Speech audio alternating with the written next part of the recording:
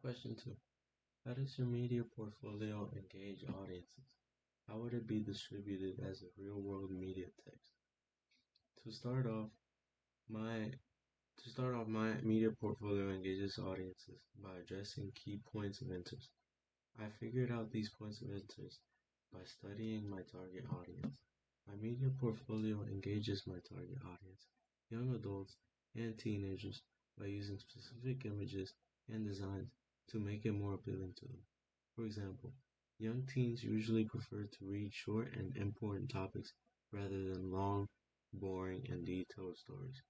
Therefore, I use key points in my table of contents and did not make my magazine too long, as most gaming magazines do not contain that many pages in the first place. This way, I attract and retain my target audience's attention and persuade them to keep reading and possibly purchase the media product and any other products I feature. Also, within my research, I found that most of my audience are young males, typically in high school, as you can see with these images right here.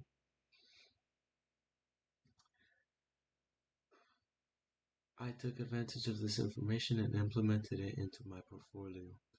I gathered these results by using surveys online and in social media too.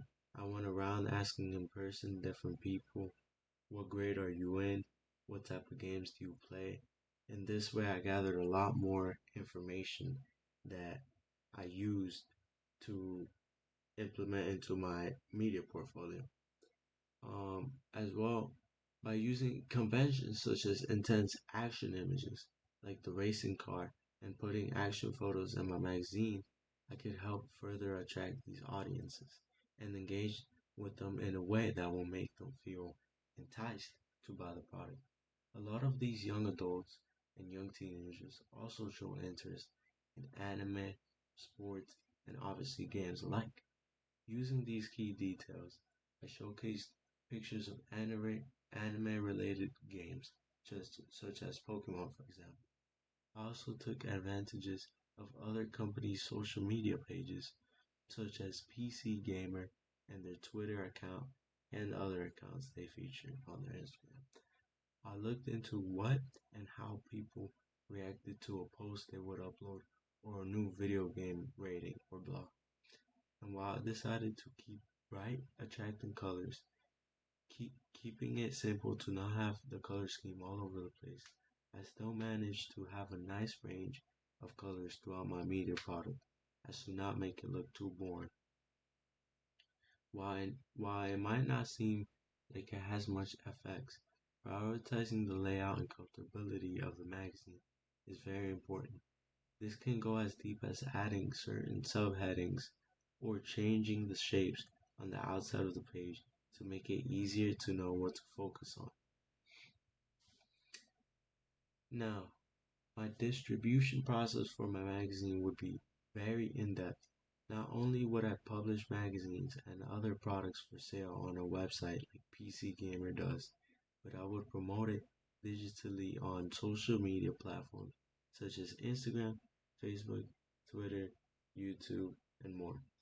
I would also promote it through ads, working with gamers, streamers, and influencers alike to help spread the magazines across a variety of platform and audiences, especially with young adults, teens, and kids always on technology and social media. This would be very easy to accomplish as opposed to sharing magazines in person. I would still, however, work with schools and libraries to help get my magazine distributed within these facilities as majority of my target audiences are still in school, as well as working with libraries and schools. I would also work with stores and shops such as Target or Walmart and help get my magazine within these stores so more people could buy them. And I would also pair up this magazine, this media product, with other things such as toys or something related to gaming to help spread the product across all these different platforms, stores as well, using these advertising products to help promote my main product, which is my magazine.